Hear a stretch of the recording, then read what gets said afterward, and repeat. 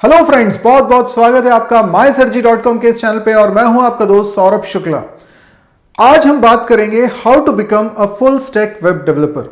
बहुत सारे स्टूडेंट्स ये डाउट पूछते रहते हैं कि फुल स्टैक वेब डेवलपर कैसे बना जाए, और मैं समझ सकता हूं कि उनका ये डाउट क्यों होता है। उनका डाउट इसलिए होता है क्योंकि इस बारे में जब भी वो इंटरनेट पर सर्च करते हैं तो उन्हें ढेर सारी टर्मिनोलॉजीज मिलती हैं, और किसी एक टर्मिनोलॉजी को भी अगर वो सीखने के लिए जाते हैं तो वो कंफ्यूज हो जाते हैं कि कहां से स्टार्ट करना है, किस तरीके से हम लोगों को इन चीजों को पढ़ना है, क्योंकि चीजें बहुत सारी हैं और हर कोई कुछ ना कुछ बता रहा होता है कि ये सीख लो, रिएक्ट सीख लो, कोई बोलता है एंगुलर सीख लो, कोई बोलता है Node.js सीख लो, कोई बोलता है कि Django सीख लो, कोई बोलता है कि स्प्रिंग सीख लो। इतनी सारी चीजें हमें सुनाई देती हैं और उसके बाद भी हमें ऐसा लगता है कि शायद ये कोई भी सिलेबस ऐसा प्रोवाइड नहीं कर रहा है जिसमें ये सब कुछ कवर हो जाए। तो आज मैं आपको बताऊंगा कि यदि आप एब्सोल्यूट बिगिनर हैं तो वेब डेवलपर कैसे बन सकते हैं, in fact full stack web developer कैसे बन सकते हैं।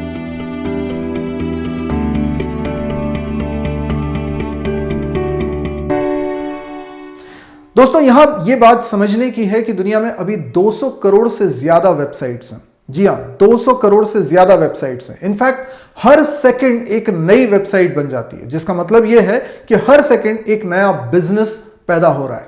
कोई ना कोई अपने बिजनेस को ऑनलाइन लाने के लिए एक वेबसाइट बनवाना चाहता है या मोबाइल एप्लीकेशन बनवाना चाहता है।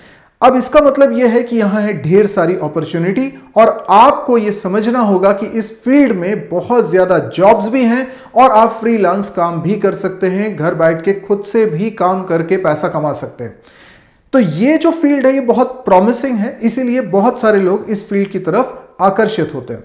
देखिए, आपने बहुत सारी टेक्नोलॉजीज के नाम सुने होंगे, लाइक आप मशीन लर्निंग के नाम सुनते हैं, डेटा साइंस का नाम सुनते हैं। ये सब टेक्नोलॉजी भी कहीं ना कहीं वेब डेवलपमेंट से जुड़ ही जाती हैं। तो वेब डेवलपमेंट एक ऐसी चीज है, एक ऐसा एसेंशियल पार्ट है जो हर स्टूडेंट को सीखना ही सीखना है। लेकिन सवाल ये उठता है कि कहां से सीखें, कितना सीखें। आज मैं उसको डिटेल में आपको बताने वाला हूं। दोस्तों, मैं आपको एश्योर करता हूं कि इस वीडियो को जब आप अंत तक देखेंगे तो आपको ये क्लियरिटी आ जाएगी कि आपको वेब डेवलपमेंट का कैसे सीखना है, कितना पढ़ना है, वो सब कुछ आपको क्लियर हो जाएगा, सारे कंफ्यूजन्स आपके दूर हो जाएंगे। तो इस वीडियो को आप अंत तक देखिएगा, और अगर वीडियो पसंद आए तो इसको लाइक जरूर करिएगा और जितना हो सकता है इसको शेयर करिएगा। देखिए, वेबसाइट के साथ क्या है, वेब डेवलपमेंट के साथ क्या है, हर साल इसमें कुछ नए नए चीजें आती जाती हैं। अभी इन चीजों को सोचकर घबराने की बिल्कुल बात नहीं है, लेकिन हर साल कुछ नए फ्रेमवर्क्स आ जाते हैं, कुछ नए तरीके आ जाते हैं, कुछ नए ट्रेंड्स आ जाते हैं, और उसी कारण जो नए बिजनेस हैं, नई वेबसाइट्स हैं, आप देखते हैं उनके लुक एंड फील में काफी अंतर आ जाता है, और बहुत ज्यादा रिसर्च इस पे हो रही होती है, बहुत ज्यादा कॉम्पिटिटिव मार्केट है, तो बहुत ज्यादा लोग इस पे मेहनत कर रहे हैं और कुछ कुछ नया इन्वेंट करते जाते हैं। और यही वजह है कि यहां पर बहुत सारी चीजें लर्न करने को हो जाती हैं। अब ऐसे में अगर आप एब्सोल्यूट बिगिनर हैं तो आपको क्या पढ़ना है, कितना पढ़ना है फुल स्टैक वेब डेवलपर बनने के लिए। तो पहले तो ये समझ लेते हैं फुल स्टैक वेब डेवलपर होने का मतलब क्या होता है। देखिए, एक वेबसाइट को अगर आप शुरू से आखिरी तक बनाना चाहते हैं तो सबसे पहली चीज तो यह है कि आपको रिक्वायरमेंट समझ में आए, उसको आप एनालाइज कर सकें और प्लान कर सकें कि इस वेबसाइट में क्या क्या होने वाला है। फिर जो मेजर टेक्निकल, जो कोडिंग पॉइंट ऑफ व्यू से अगर कंपोनेंट्स की हम बात करें तो दो पोर्शन इसके मेजर होते हैं, एक फ्रंट एंड होता है, एक बैक एंड होता है। फ्रंट एंड में हम लोग बात करते हैं कि लुक एंड फील कैसा होगा, कंटेंट पेज पर किस तरीके से कहां पर दिखाई देगा, ठीक है, ये यूजर से जो इंटरेक्शन करने वाला पेज है इसके बारे में सारी बातें सोची जाती हैं।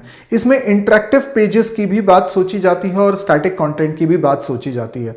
इसके लिए आप लोग पढ़ते हैं HTML, CSS और जावास्क्रिप्ट। ये मिनिमम 3 चीजों का एक सेट आप मान के चलिए, ये आपको पढ़ना होता है फ्रंट एंड वेब डेवलपमेंट के लिए। लेकिन इससे क्या हुआ, इससे आपकी एक वेबसाइट डिजाइन तो हुई, लेकिन जो आपका एक्चुअल बिजनेस लॉजिक है वो इसमें कोड नहीं हो रहा। ये एक तरह से प्रेजेंटेशन लेयर है, ये प्रेजेंटेशन का पार्ट है, यूजर से इंटरेक्शन वाला पार्ट है, ये वो स्क्रीन है जिससे यूजर इंटरेक्ट करने वाला है। तो यूजर को क्या दिखाना है, किस कलर में दिखाना है, क्या फॉन्ट में दिखाना है, क्या उसका लुक एंड फील होगा, यूजर कहां क्लिक करेगा तो क्या ऑप्शन है, ये सारा जो यूजर एक्सपीरियंस है ये हम लोग इस प्रेजेंटेशन वाले सेगमेंट में करते हैं। तो इसके लिए HTML, CSS, जावास्क्रिप्ट सीखना ऐसा नहीं है कि ये कोई बहुत आसान चीज है, इसमें भी बहुत एक्सपर्टीज की जरूरत होती है, लेकिन सीखने में, शुरुआत करने में ये उतना मुश्किल नहीं होता है। इसके बेसिक्स आप बहुत आसानी से सीख सकते हैं। इनफैक्ट इसके लिए आपको बहुत ज़्यादा पढ़ाई लिखाई भी करी हो इसकी भी कोई ज़रूरत नहीं है। एक स्कूल का बच्चा जो 5th 6th 7th क्लास में भी होगा वो भी आसानी से HTML CSS सीख जाता है, जावास्क्रिप्ट सीख जाता है। तो ये पोर्शन इतना मुश्किल नहीं। लेकिन जब बात करते हैं एक्सपर्टीज की, डीप डाइव करने की, तो उसमें काफ़ी कुछ लर्न करने को रहता है, पर वो बात अभी साइड में रखते हैं। अब बात करते हैं बैकएंड की। बैकएंड एक रियल प्रोग्रामिंग सेगमेंट है। यहां पर आप अपने असली बिजनेस लॉजिक को लिखते हैं। तो देखा जाए तो दो पोर्शन में जो फ्रंट एंड था उसको हम प्रेजेंटेशन बोल सकते हैं, जिससे यूजर इंटरेक्ट करने वाला है, और बैकएंड हमारा बिजनेस लॉजिक है जहां पर एक्चुअल प्रोसेसिंग हो रही है।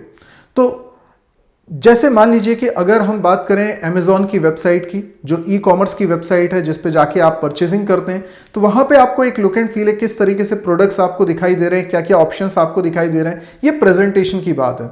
लेकिन बिहाइंड द सीन क्या हो रहा है, किस तरीके से पेमेंट हो रहा है, किस तरीके से आप प्रोडक्ट को अपने कार्ट में जोड़ रहे हैं, तो उसके बारे में कुछ इंफॉर्मेशन आ रही है, आपको सजेशंस आ रहे हैं। आपने देखा होगा कि वो आपको सजेशन देता है कि कौन से प्रोडक्ट्स हैं जिसमें लोग अक्सर इंटरेस्टेड रहे हैं इस पर्टिकुलर प्रोडक्ट को देखने के बाद, इस पर्टिकुलर प्रोडक्ट के साथ कौन से प्रोडक्ट अक्सर लोग सर्च करते हैं या खरीदते हैं, इस बारे में भी इंफॉर्मेशन वो देना चाहता है।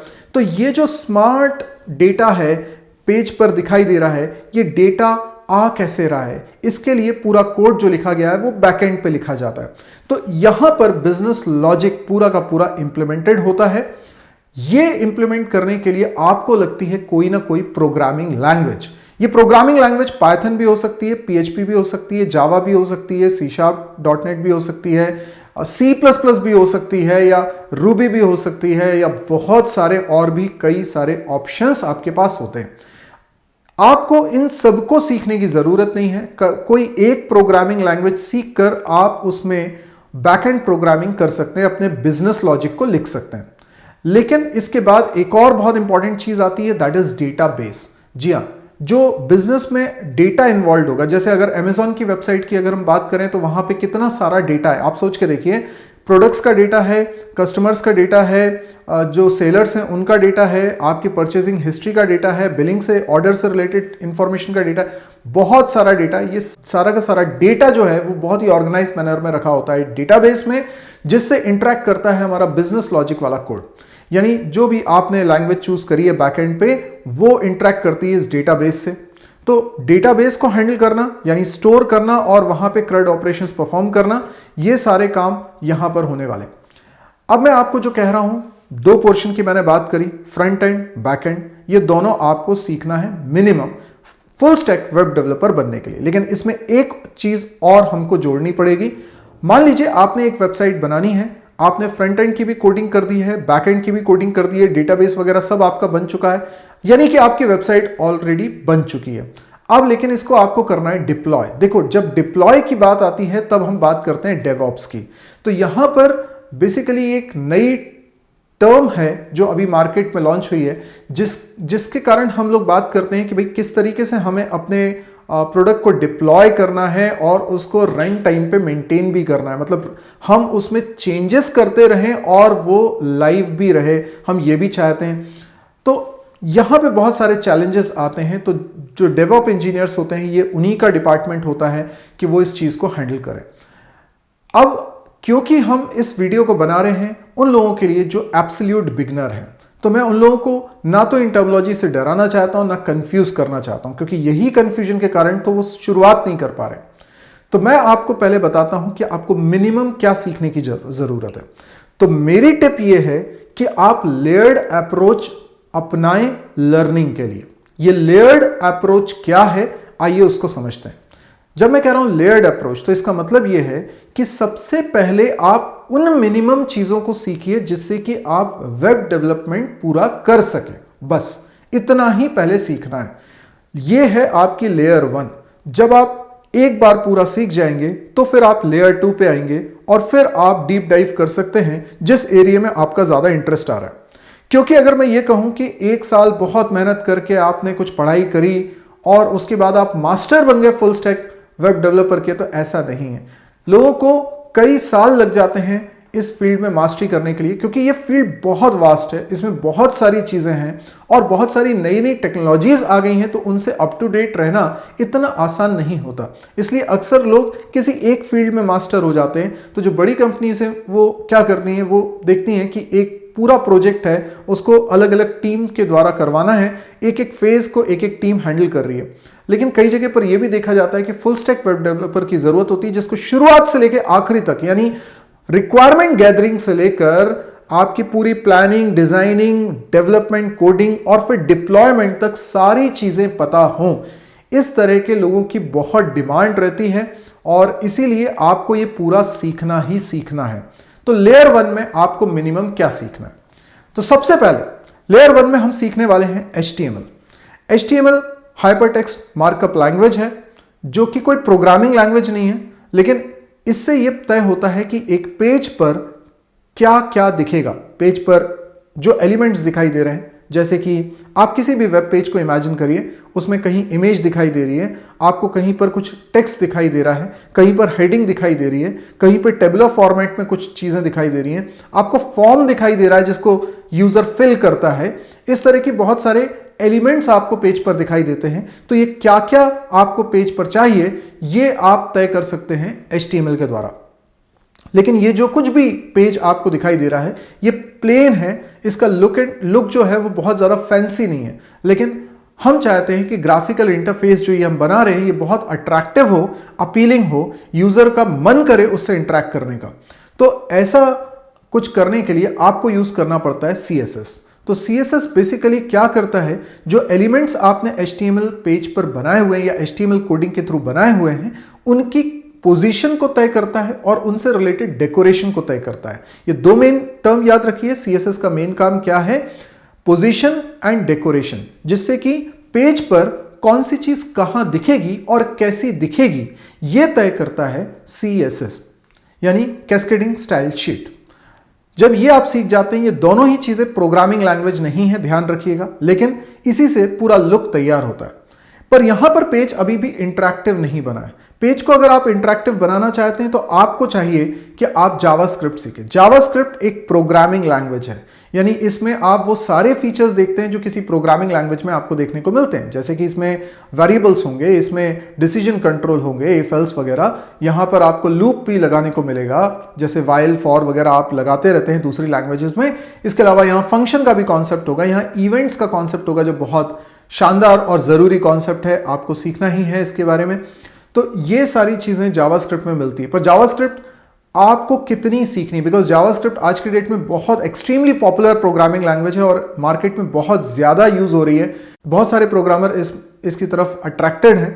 तो आपको जावास्क्रिप्ट तो सीखनी है और बहुत आगे तक आपको कोशिश करना है जावास्क्रिप्ट में सीखें, लेकिन फिलहाल आपको जावास्क्रिप्ट के बेसिक्स ही सीखने। मतलब अभी आप जब लेयर 1 पे हैं, एब्सोल्यूट बिगनर हैं, तो आप जावास्क्रिप्ट में बहुत ज्यादा आगे बढ़ने की कोशिश मत करिए। आप जावास्क्रिप्ट में बेसिक सीख लीजिए सारे, आप उसमें कोई भी प्रोग्राम बना सकें, ये इंपॉर्टेंट है। आप इवेंट हैंडलिंग करना उसमें सीख जाएं, जो कि बेसिक एसेंशियल चीज है। इतना अगर आपको आ गया जावास्क्रिप्ट में, तो it is more than sufficient for layer 1, for absolute beginner. इसके बाद आपको आनी चाहिए कोई एक बैकएंड प्रोग्रामिंग लैंग्वेज। जैसे मैं रिकमेंड कर रहा हूं कि PHP या पाइथन में से आप चूज करिए, क्योंकि शुरुआत करने के लिए PHP या पाइथन बहुत सिंपल लैंग्वेज है, इजी टू लर्न लैंग्वेज है। तो इन दोनों में से ही किसी एक लैंग्वेज को आप चुन सकते हैं। जैसे मान लीजिए आपने पाइथन को चुना, तो पाइथन कोर आप पहले सीख लीजिए, यानी कि आपको पता है कि पाइथन लैंग्वेज में वेरिएबल कैसे बनते हैं, उसमें कौन से डेटा टाइप्स हैं, उसमें इफ एल्स कैसे लगता है, उसमें लूप कैसे लगता है, फंक्शन कैसे बनते हैं, क्लासेस कैसे बनती है। ये सारी चीजें आपको बेसिक्स हैं, ये आपको पहले क्लियर होना चाहिए। जब आपको ये आ जाए तो उसके बाद आप सीखिए कोई ना कोई फ्रेमवर्क। जैसे अगर आप पाइथन के थ्रू बैकएंड डेवलपमेंट करना चाहते हैं तो आप सीखिए जैंगो फ्रेमवर्क। बहुत सारे और भी फ्रेमवर्क्स होते हैं, लेकिन आप सीखेंगे जैंगो। कुछ लोग इसको डी जैंगो बोलते हैं, कुछ लोग इसको जैंगो बोलते हैं, आप जो भी बोलना चाहें। जैंगो फ्रेमवर्क आपको सीखना है। यदि आप PHP के थ्रू आगे बढ़ना चाहते हैं तो लारावेल नाम का एक फ्रेमवर्क है, उसको आप सीख सकते हैं, वो बहुत ही अच्छा फ्रेमवर्क है। कई लोग कंफ्यूज होंगे कि ये फ्रेमवर्क क्या होता है। फ्रेमवर्क बेसिकली आपको एक सिस्टमैटिकली अप्रोच देता है अपने कोड को लिखने की, जिसमें कि आपका पेनफुल जॉब कम हो जाता है। आपको फाइल्स आपको कोड, कौन सा कोड कहाँ लिखना है, उसका पूरा एक ढांचा पहले से तैयार होता है, तो आपके लिए चीज़ें थोड़ी आसान हो जाती हैं, मैनेज करना आसान हो जाता है। और आइडिया यही रहता है कि हम उसको फ्यूचर में मेंटेन बहुत आसानी से कर सकें अपने कोड को, क्योंकि जैसी वेबसाइट के कोडिंग हम बढ़ाते जाते हैं वो इतना ज़्यादा हो जाता है कि इतना मैसी लगता है कि इतने सारे पेजेस बन गए, इतने सारा कोड हो चुका है, तो उसको मेंटेन कैसे करें। तो हम चाहते हैं कि सिंगल पॉइंट पे हम चेंजेस करके पूरी वेबसाइट में चेंजेस कर सकें, तो ये मेंटेनेंस बहुत इजी हो जाए, उसका डेवलपमेंट बहुत इजी हो जाए, इसके लिए हमें फ्रेमवर्क्स को यूज़ करना चाहिए। फ्रेमवर्क्स का एक फ़ायदा ये भी होता है कि ये कुछ बिल्ट इन एप्लीकेशंस भी आपको साइमल्टेनियसली प्रोवाइड कर रहे होते हैं, जिनका यूज़ करके आप अपनी एप्लीकेशन को जल्दी बना सकते हो।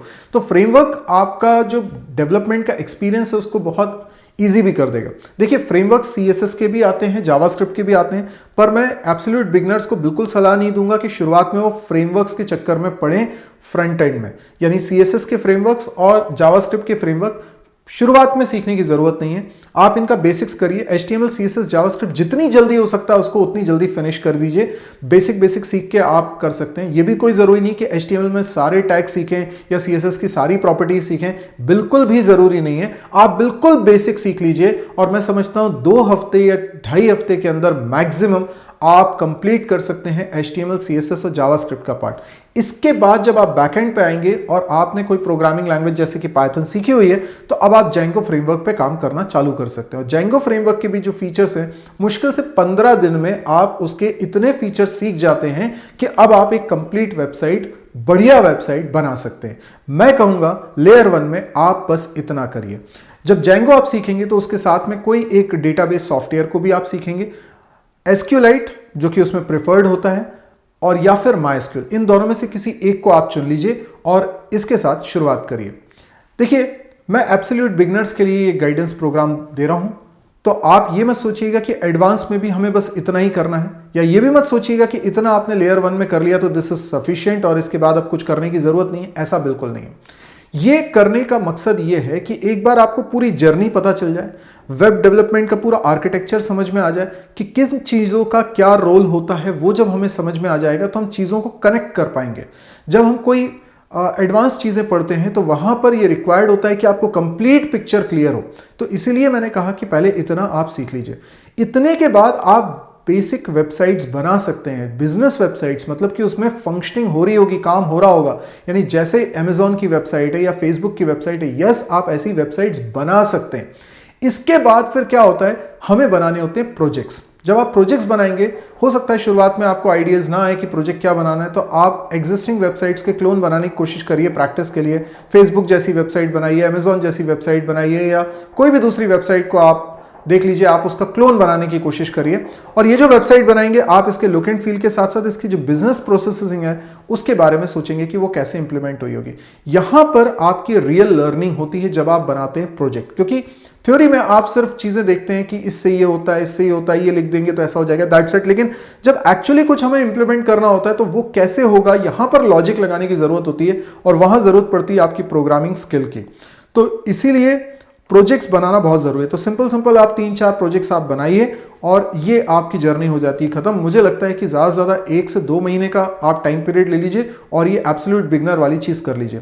यदि आपको लगता है कि इसमें आपको समझ में नहीं आ रहा है कि कैसे बढ़ना है, तो मैं आपको एक और तरीका बताता हूँ। अभी हाल ही में मेरा एक बैच स्टार्ट होने वाला है 10 नवंबर से, 10 नवंबर 2020। अगर ये वीडियो जब आप देख रहे हैं तो ये डेट निकल चुकी है, अगर तो कोई बात नहीं, मेरे और बैचेस समय समय पर आते रहते हैं। आप मेरी वेबसाइट पे जा सकते हैं saurabshuklaclasses.com।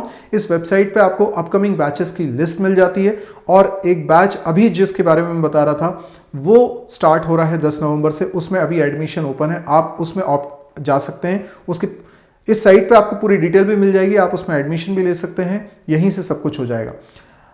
कोई भी उसमें क्वेरीज होंगी तो पहले आप उसको पढ़ लीजिएगा, मेरे ख्याल से उसके बाद कोई डाउट आपको बचेंगे नहीं। और समय समय पे और भी बैचेस आते रहते हैं। हालांकि आप ये फ्री कंटेंट के थ्रू भी कर सकते हैं, लेकिन फिर भी क्या होता है, हमारा समय बहुत वेस्ट हो जाता है। इसलिए मैं ऑनलाइन लाइव क्लास जो मैं आपको रिकमेंड कर रहा हूं वो आपके लिए ज़्यादा बेनिफिशियल रहेगी। ऑनलाइन लाइव क्लास में क्या होगा, शुरू से आखिरी तक आप टाइमली मैनर पे चीज़ों को खत्म कर पाएंगे और लर्न कर पाएंगे और डाउट्स पूछ पाएंगे। ये आपके लिए सबसे मेन बात होती है। उसमें प्रोजेक्ट्स वगैरह भी रहते हैं, तो इसलिए वो कंप्लीट एक पैकेज होता है जो आपको समय पे एक लेवल पर पहुंचा देती है। सेल्फ लर्निंग में कई बार वो चीज़ हो नहीं पाती, और अगर आपको लगता है कि आप कर सकते हैं सेल्फ लर्निंग में तो कोई दिक्कत नहीं है, आप सेल्फ लर्निंग में करें, लेकिन जैसा पाथ मैंने बताया वैसे ही करें। अब जब लेयर 1 आपका कंप्लीट हो जाए तब आप लेयर 2 के बारे में सोचिए। लेयर 2 में क्या करना है? लेयर 2 में बेसिकली आपको करना यह है कि आपको कुछ फ्रेमवर्क सीखने हैं। जैसे आप फोकस करिए एक एक चीज़ पे। जैसे आप CSS पे बात करें तो आप CSS पे कई सारे फ्रेमवर्क सीख सकते हैं। जैसे आपको रिस्पॉन्सिव वेब डिज़ाइन करना है तो ये कैसे होगा, इसके बारे में आपको सीखना होगा। आप और भी बूटस्ट्रैप के बारे में सीख सकते हैं। हम बेसिकली हमारे पेज को किस तरीके से डेटा को ऑर्गेनाइज करें जिससे कि अलग अलग तरह के डिवाइसेस पे भी हमारा पेज प्रॉपर दिखाई दे, चाहे वो मोबाइल पे देख रहे हो, टैब पे देख रहे हो या फिर लैपटॉप पे देख रहे हो, सब जगह आपको कंटेंट प्रॉपरली दिखाई देना चाहिए। वो कुछ मैसी ओवरलैपिंग होते हुए नहीं होना चाहिए। इसके बाद फिर आपको जावास्क्रिप्ट के भी कई सारे फ्रेमवर्क्स होते हैं, उनमें से मैं आपको रिकमेंड करूंगा रिएक्ट या एंगुलर में से कोई आप सीखिए। रिएक्ट को कई लोग ज्यादा प्रेफरेंस देते हैं। रिएक्ट जो है वो फेसबुक द्वारा बैकअप है और जो एंगुलर है वो गूगल द्वारा बैकअप है। तो अगर आप दोनों सीखना चाहते हैं तो इट इज योर चॉइस, पर मैं बोलूंगा कि कम से कम एक आप कोई सा सीख लें, और इसमें रिएक्ट को मैं प्रेफरेंस दूंगा। और इसके लिए आपको node.js की भी जरूरत पड़ेगी, तो node.js भी आप सीख लीजिए। किस तरीके से Django और React का कॉम्बिनेशन बिठाया जा सकता है, इसके बारे में आपको सीखना चाहिए। एक और इसके अलावा मैं चीज आपको रिकमेंड करूंगा जो कि आप लेयर 2 में सीख सकते हैं, और लेयर 2 में कोई ऑर्गेनाइज सिलेबस नहीं है। आप इसको एक बात अच्छे से समझिए, जब हम लेयर 1 की बात कर रहे थे तो एक प्रॉपर तरीके का सिलेबस था कि पहले HTML है, CSS है, जावास्क्रिप्ट है, फिर पाइथन है, फिर Django है, फिर डेटाबेस है। इस तरीके से हम लोग सीख रहे थे, लेकिन अब सब स्कैटर्ड वे में चीजें पड़ी हैं। एक एक चीज को आपको पिक करना है। आपने यहां पर बूटस्ट्रैप सीख लिया, आपने रिस्पॉन्सिव वेब डिजाइनिंग सीख ली, ठीक है, आपने यहां पर जेसन सीख लिया, आपने एजेक्स सीख लिया, एजेक्स कैसे इंप्लीमेंट करना है, आपने देखा रिएक्ट क्या है तो रिएक्ट को सीख लिया, node.js को सीख लिया। इस तरीके से आप एक एक चीज को पिक करते जा रहे हैं और उसको सीखते जा रहे हैं। तो इसी सिलसिले में एक चीज और सीखिएगा कि वर्जन कंट्रोल मैनेजमेंट कैसे होता है। वर्जन कंट्रोल के लिए एक बहुत शानदार एप्लीकेशन बनी हुई है गिट, जो कि गिटहब पर है। गिट और गिटहब में थोड़ा सा अंतर है। गिटहब जो है वो एक प्रोजेक्ट रिपोजिटरी है, एक होस्टिंग करी जाती है यहाँ पे प्रोजेक्ट्स की, वो पब्लिक डोमेन है जहाँ पर लोग अपने अकाउंट बना के प्रोजेक्ट्स बना के रख सकते हैं। और जो गिट है वो उसके वर्जन को कंट्रोल करने के लिए एक एप्लीकेशन बनी हुई है। तो उसको कैसे यूज करना है, और वो बहुत ही कमाल की चीज़ है, ये आपको आना चाहिए। और इसके बाद फिर डेवऑप्स से रिलेटेड चीजें भी आपको सीखनी चाहिए। तो ये लेयर 2 की चीजें होंगी, पर इनको आप बाद में फोकस करिएगा, पहले लेयर 1 करिएगा यदि आप एब्सोल्यूट बिगनर हैं। क्योंकि मैंने बहुत सारी चीजें जो आपको लेयर 2 के लिए बता दी ना, यही वो चीजें थी जो आपको कंफ्यूज करती थी कि हमें क्या और कितना पढ़ना है। अगर आप इनको थोड़ी देर के लिए साइड में रख देंगे तो आपको एक नॉर्मल ट्रैक पहले समझ में आ जाएगा, आप उसको बहुत जल्दी कवर कर लेंगे। अगर आप इनके चक्करों में पड़ेंगे तो आप कंफ्यूज हो जाएंगे और बहुत लंबा समय ले लेंगे शायद सीखने में। तो हम ये चाहते हैं कि एक जर्नी पहले आपकी पूरी हो जाए ताकि आपको आइडिया हो जाए कि वेबसाइट कैसे बनाता है। तो मुझे पूरी उम्मीद है कि आज की वीडियो से आपको फायदा मिलेगा। अगर आपको लगता है कि ये वीडियो बहुत काम का, तो प्लीज इसको शेयर करिए। अगर अभी तक चैनल को सब्सक्राइब नहीं किया, जल्दी सब्सक्राइब करिए, क्योंकि बहुत सारे कमाल के वीडियो, आपको जो जरूरी जानकारी है, टेक्निकल जानकारी, वो मैं यहां पर देने वाला हूं। करियर गाइडेंस भी होगा, मोटिवेशन भी होगा और लर्निंग भी होगी। तो आज के लिए इतना ही दोस्तों, थैंक यू, गुड बाय।